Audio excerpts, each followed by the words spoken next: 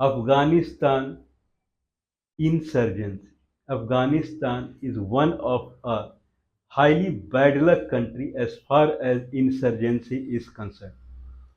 Afghanistan, which comes in Indian subcontinent in the sense that prior to Britishers arrived in India, then at that time Afghanistan was part of Indian subcontinent. In a sense that Afghanistan was equally Hindustan as we have Delhi or Uttar Pradesh.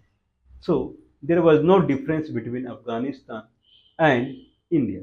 People in Afghanistan, they were also Hindustani only, or people in Punjab, in Pakistan, or India, all were Hindustani. Whatever the rule was, Mughal rule or whatever, but all were Hindustani. So, but somehow the Pakistan, the Afghanistan, the kind of their civil condition, their home condition is on turmoil for at least past 50, 60 years. So they are like another Balochistan. If Balochistan is burning since 1947-48, when Pakistan took over the Balochistan, then Afghanistan since 1973, Balochistan is burning from 1947-48 itself when it was forcibly occupied. Then Afghanistan is burning since 1873. So Afghanistan, if we see the Afghanistan history, then around 200 years back, around 1747, 1747, Ahmad Shah Durrani was a person who captured many area in around Afghanistan. And you can say that he is a kind of architect of modern day Afghanistan. So in Afghanistan, if you see the north part of Afghanistan, it is Amu Darya. So he controlled till Amu Darya. In southern part, he came kind of till Balochistan. In eastern area, he came till Delhi, and in western area, he entered kind of Iran, Mashhad, and those areas he captured. So Ahmad Shah Durrani is considered as the most powerful king or most powerful ruler, most powerful sultan in present day Afghanistan. So Khyber Pakhtunkhwa till Pakistan Punjab till Indian Punjab. So till Delhi he conquered, even though he did not topple the Delhi Sultanate, Delhi Sultan, but he conquered till Delhi only. But his kingdom was finally he established his kingdom till Satluj River. If it is till Satluj River, then certainly it is in present day Punjab, Indian Punjab, East Punjab. So from East Punjab onwards till Mashhad and those regions in Iran, and then till Amu Darya till south means northern part of Balochistan. So those regions full he kind of ruled Ahmad Shah Durrani. So 1747 he started, and in 1747, in 1770s, then he died, then followed by the other ruler in Durrani dynasty. So he established Durrani dynasty, and Durrani dynasty ended in 1823. So 1747 to 1823, the Durrani dynasty ended. So last king was is Mahmud Durrani, Ahmad Shah Durrani to Mahmud Shah Durrani. So Mahmud Shah Durrani is famous because the Grand Trunk Road, GT Road, or Uttar Path, or Badshahe Sadak, that was reconstructed by Sher Shah Suri. He was king, he was a ruler of Hindustan, kind of overthrowing the Humayun throne kingdom. Then dynasty, the Mughal dynasty, he was the king. So he reconstructed the Grand Trunk Road or Badshahe Sadak from Calcutta to Delhi or somewhere. And then when Mahmud Shah Durrani came in Afghanistan, then that part what was in his kingdom up to the Kabul, then he constructed that part of the road. So road became Calcutta or Taknaf. So Taknaf is a place name that where actually road starts, and that is near Chittagong. That is Burma border in Bangladesh now. Burma border. From there road come to Dhaka, Dhaka it comes to Calcutta, and from Calcutta it goes through Jharkhand, and then Uttar Pradesh, and then Haryana and Punjab, and then Khyber, Peshawar rather, and then Jalalabad, I believe, with Turkham border. Now there is a border, Turkham border, and then it enters the Kabul. So this part Sher Shah Suri reconstructed, and that part Mahmud Shah Durrani he constructed. So 1823 Barak Jai kingdom Barak Jai dynasty came into the picture, where he is kind of he defeated or he took over the Durrani dynasty. So in Afghanistan, the Barakzai dynasty started ruling in 1823. Okay, and it ended in 1973 around. Okay, practically in 1978. So in 1973, very famous ruler in Afghanistan, Zahir Shah. Means I have personally seen Zahir Shah in the television when there was a kind of a US attack on US United States Army. They attacked forces. They attacked on Afghanistan to destroy the Taliban in 2001. Then old Zahir Shah came into the picture again. But whatever. So Zahir Shah was kind of last emperor in the Barakzai dynasty. So 1973. So it is touching me also. Till then, means in 2001, Zahir Shah was alive. So that is the story. Now the when kind of Barakzai kingdom takes dynasty, he takes control 1823. Then comes 1839. 1839. So there are three forces they are working in that region. One is the Afghan forces, I mean Pashtun forces. One is Russian forces from the north, from the Central Asia. Central Asia falls in Russian kind of territory. I won't say territory, uh, subcontinent. Russian subcontinent, Central Asia falls. So Russian pressure on Afghanistan, and from this side, the English people, the East India Company, they had already entered the Calcutta. So when they entered the Calcutta, they started conquering the region east, west, east, and north. So from north, the brave Tibetan chased them. So toward east, they went till Burma, and toward west, they went till Punjab. And in 1839, they took control of the Kalab. So Balochistan, part of the Balochistan, not full Balochistan, part of the Balochistan. Now they are in high enthusiasm now. Since they have taken control of Punjab, they have taken control of Kalat. Now they are marching towards Kabul. English people, 1839, with around I believe 30-40,000 soldiers, and most of them were from India only. So Indian soldiers, Indian army, they called it Indian army. In Indian army, there were really Indians. Soldiers were Indians only. So those soldiers were marching, and they took over the kind of Peshawar, and they tried to enter the Turkham region. And from there, so it is something like 1839, the brave Barakzai people, they more or less they chased the British. So the war that happened, only one British army soldier he remained, otherwise all got killed.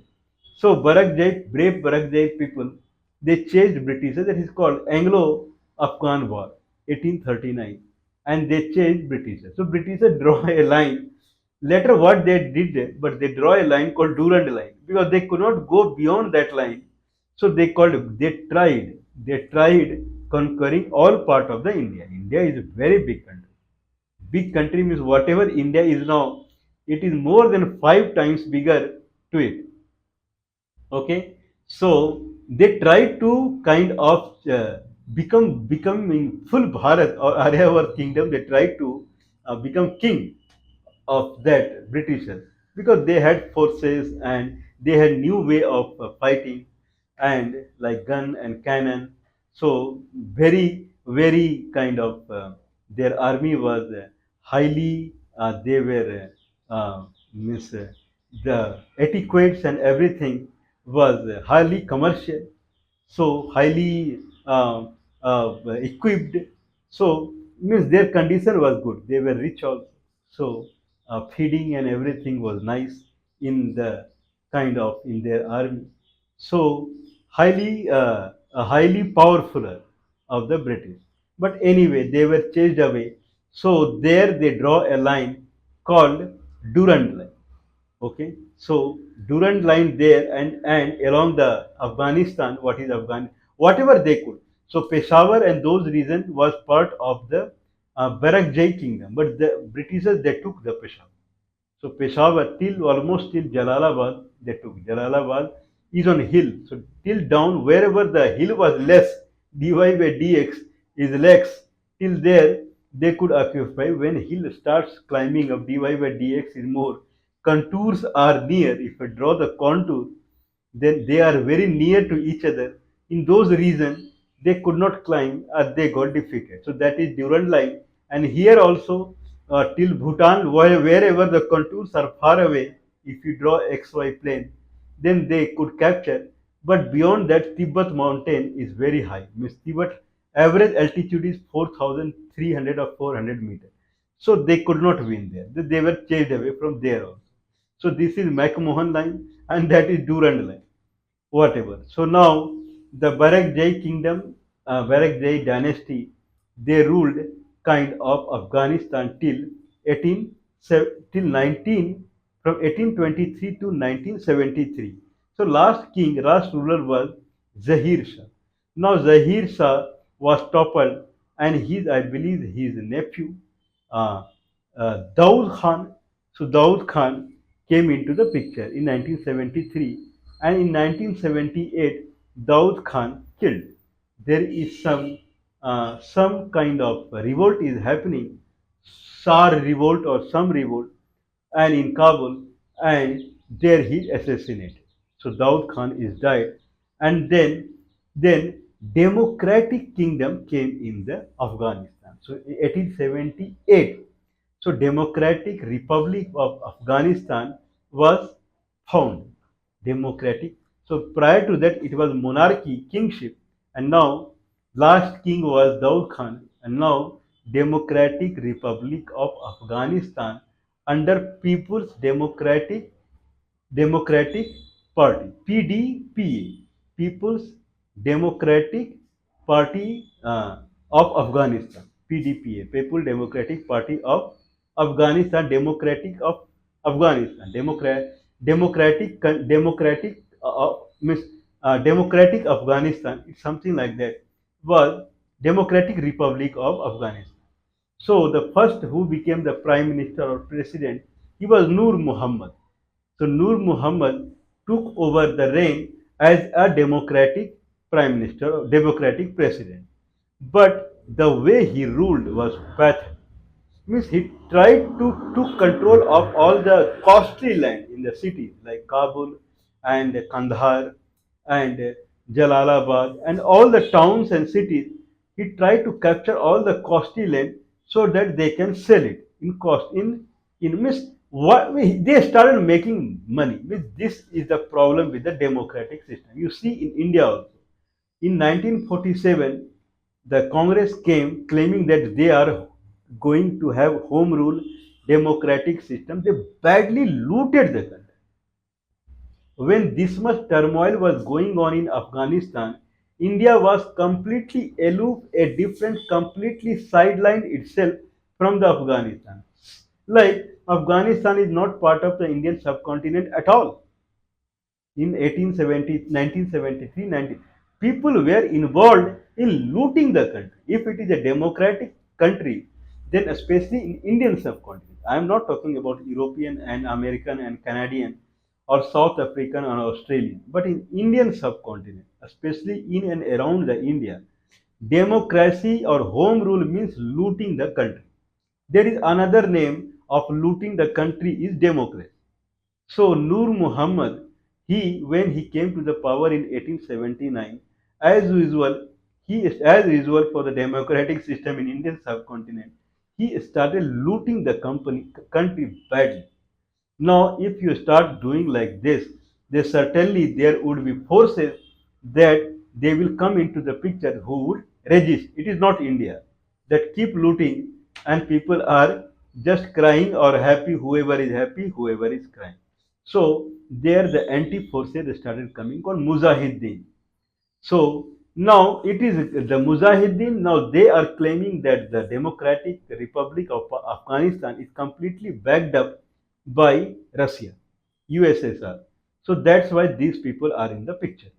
So you can say now that Afghan Russia war that started in 1879. 1878 Nur Muhammad came, and 1879 Afghan and Afghan Russia war, Afghan USSR war started in 1879 from the Mujahideen. Mujahideen means people who fight for their religion, Islamic religion, for which people fight means they were fighting for the country. This is what they claimed, and people supported. Because if someone is looting you in the name of democratic system, what people would do? In 1989, USSR broke and USSR was no more. So Central Asian part of the USSR, they become independent country and Russia became far away country. Russia was border of the Afghanistan. Russia became far away country. So the Afghan Russia war ended. Afghan Russia war because there is no Russia. So Afghan Russia war ended. So Democratic Republic of Afghanistan. So Muhammad Nazibullah is the new president of Afghanistan during that period. Now the kind of civil war started. Now Muhammad Nazibullah is Afghan and Mujahideen they are Afghan. Both Afghan now are fighting. So first civil war 1989 to 1992 when Mujahideen toppled the Democratic Republic of Afghanistan. So in 1992 the Mujahideen they took over the Afghanistan. Now Mujahideen themselves they are fighting. First Afghan people are fighting with Russia, then Afghan people are fighting with the communists. These are they call themselves as communists, not democratic rather than communist. So first Afghan Russia war and then 1989 1992, then Civil War 1 part 1 where Mujahideen and Democratic Party means Public Democratic Party of Afghanistan they are now fighting means army and mujahideen they are fighting 1989 to 90. This is first civil war of Afghanistan. In 1992 mujahideen they won, and now there are many factions in mujahideen from 1992 to 1996. Now they are fighting. So mujahideen themselves they are fighting. One become Northern Alliance and one become this and that. In that there is one mujahideen faction that became highlighted is Taliban. So Taliban from the 1992 to 1996, slowly Taliban faction of the Mujahideen, they won all the war. Around 90% of Afghanistan, except the northern Iran part, Taliban took over, and finally they captured Kabul also, and Taliban started ruling the Afghanistan. So first civil war 1989 to 1992, and 1992 to 1996, second civil war among the Mujahideen where Taliban was the victorious. Now it is a Taliban regime in Afghanistan. It can be said as dictatorship, and it is a pure religious based organization. Mullah Umar is Indian name also. So either Omar or Umar, whatever. Mullah Umar, he became the head of the Taliban and he ruled from 1996 till 2001. The 2001, 5 years Taliban ruled Afghanistan, and Islamic Sharia law was kind of forced on people that was highly strict. This is what the allegation is. Means women, especially the kind of rule and regulation on the women, how they can come out of the house, how they can walk in the market, and how they would live in the house, how they will live in the society, that were highly stringent. So this is the allegation that was imparted on Taliban from the United States and other nations. So in 2001, post the kind of the destruction of two high-rise buildings in New York City, okay, World Trade Center, then of giving the kind of all the responsibility of the destruction on Taliban and Al Qaeda. Okay, so the United States, they attacked on the Taliban, and United States along with the Northern Alliance, they became heavy on Taliban, and Taliban fled. They left, they got defeated, or they fled.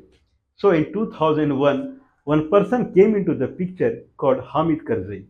So Hamid Karzai, now he become more or less ruler under the power of, under the kind of umbrella, under the assistant of the United States. So now Hamid Karzai is a new president in the new name of the country called Islamic Republic of the Afghanistan. Okay, so now it is a democracy is back. At 1978, democracy is back, and 2001 again democracy is back. Earlier the name was Democratic Republic of Afghanistan. Now it is Islamic Republic of Afghanistan. Now president is Hamid Karzai, and he is ruling the country as per the democratic rule. So he ruled till 2014, and then Ashraf Ghani he won the election because it's a democracy. And Ashraf Ghani he ruled 2021 till again the Taliban they came into the picture and they changed Ashraf Ghani. So Ashraf Ghani and his government they vacated the country and they were changed away. This is the better word. Now Taliban he took over full country. In 1996, when 10% was remaining, they also took over. So this is the insurgency in Afghanistan. What are the other factors in this insurgency? The local people, the minority, especially Hindu. So till 1970, under the rule of Barakzai, there were 7 lakhs till 1970. Means if I say 1947 is the darkest day, 15th August 1947 is the darkest day in Indian subcontinent, then I believe that till then there would be 10% Hindu. So in 1970, there were 7% Hindu population in Afghanistan. If 10 million was or 1 crore was the Afghanistan population, then 7 lakh Hindu were there in Afghanistan. Once this insurgency started from the 73 onwards, especially 1978 onwards, Afghan and Russia war, then minority they started fleeing the country. Few of them they could come to India. Otherwise, they went to country like Germany and those places who accepted them as a refugee state. And then in between 92 to 96, second part of the civil war, when Mujahideen themselves they started fighting, then lot of Muslim also, Hindu anyway they fled, lot of Muslim also they started leaving the country. If you see the New Delhi, if you see the Delhi now, in past 20, 30 years, more than 25,000 Muslim Afghanistan people, they have come to Delhi. So they started from the Mujahideen era, and then in Taliban period, and then post Taliban again in the democratic system period. Also, they vacated the country.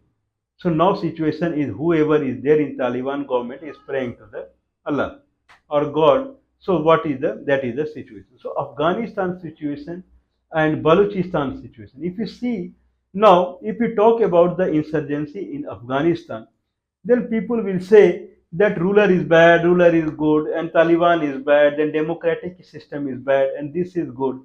But that is not the case. If you are flying a kite and somehow someone cut the thread, if you are flying the kite and then kite is in your control, it is moving like ship shape, and the way you want. But if someone cuts the thread, then what would be the condition of the kite? That then it is kind of controlless. This is what is happening to the all the countries that falls in Indian subcontinent post 1947. Iran is burning. Post 1947, Iran condition is same. Iraq condition is same. Iraq burning, Iran burning, Afghanistan burning, Balochistan burning. Punjab province of Pakistan, they are totally behind Jammu Kashmir. Jammu Kashmir burning.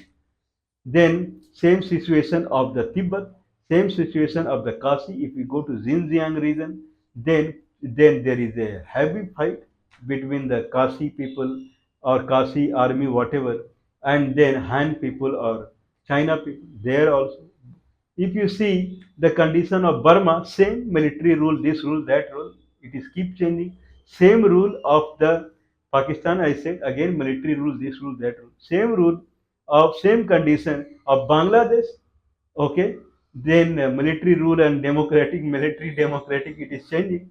Same condition of Sri Lanka, okay.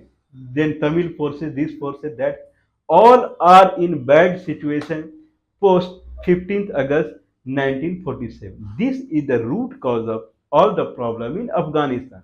People feel that monarchy or kingship is not good, the democratic system comes. Democratic system is not good, then mujahideen come. Mujahideen are not good, then Taliban comes.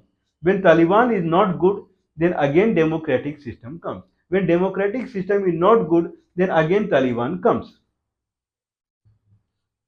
Okay, it is happening everywhere in Indian subcontinent. Okay, so that is the situation. People in India, at least they are politically, they are little bit stable now.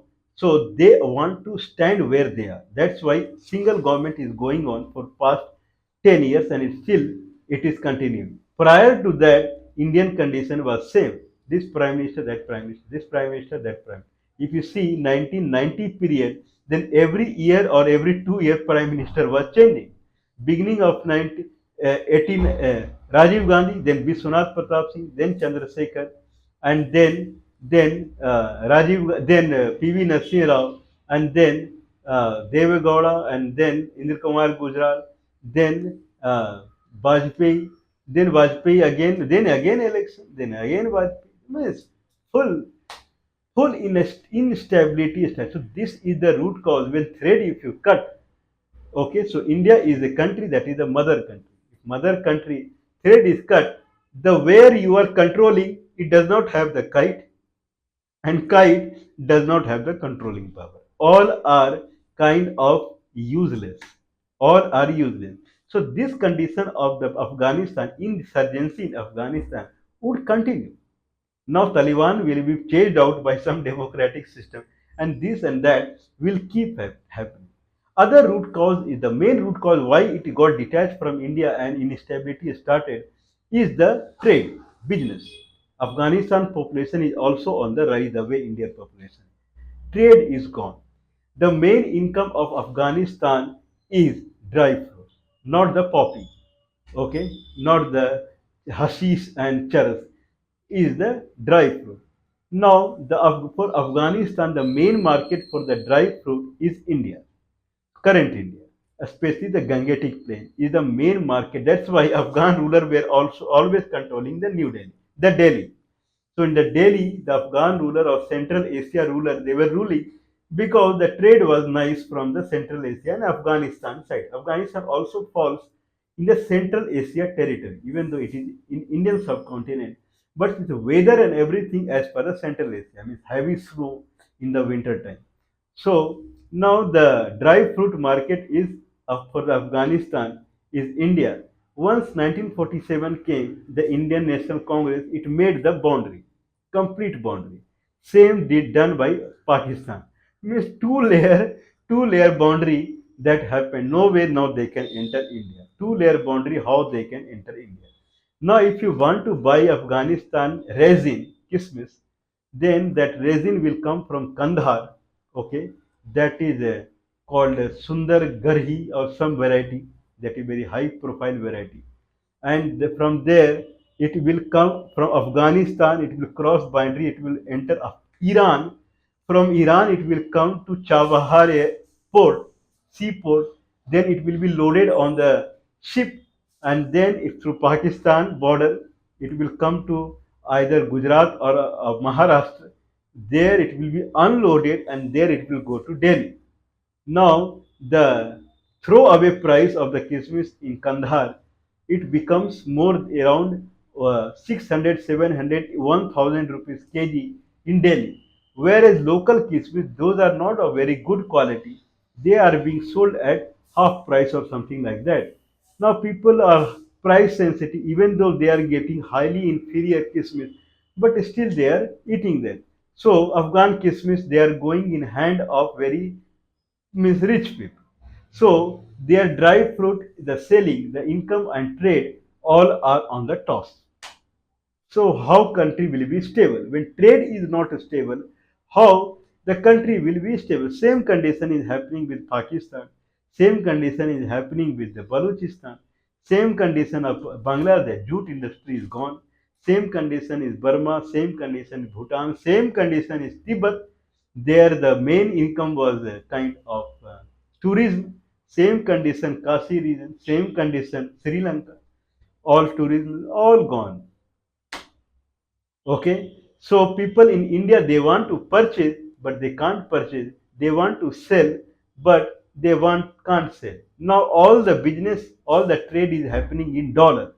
One is that 1,000 kilometer from Afghanistan to Delhi, for 1,000 kilometer, 500 till India border. For that 500, someone has to travel 4,000, 5,000 kilometers, and that too they land and then sea, then land, then prices are going in sky. What farmers are going getting there? Nothing. There are many people in Afghanistan, they don't have single rupee. I mean, they don't know what is rupee. They are somehow they are living their life, they are not able to sell anything.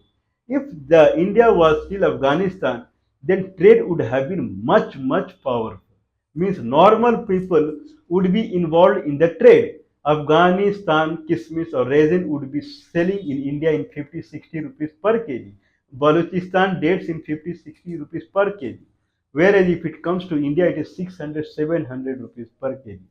So if there is no trade, population will go high and everything will go down. Okay, so salute to Indian National Congress. Means now election is over and they won 99 nine seats, and in many places in UP they won, I believe, 6 seats, and they had promised that they would give job and they would give 1 lakh rupees to everyone's account, and then LPG cylinder, whatever they can give even a single pen also. They can give even 10 rupees also. No discussion. No discussion about job post the counting of vote. There is no discussion about the job, no discussion about 1 lakh rupees, no discussion about 500 rupees LPG cylinder. And this is what they were talking. And people are running to their offices now that you had promised, we gave you vote. Whoever voted, whoever came under their kind of lustre, and now they are running to their office and they are running from the people. So this is the what the scenario of Indian National Congress, Indian country, Indian subcontinent, and insurgency in Afghanistan. It will continue.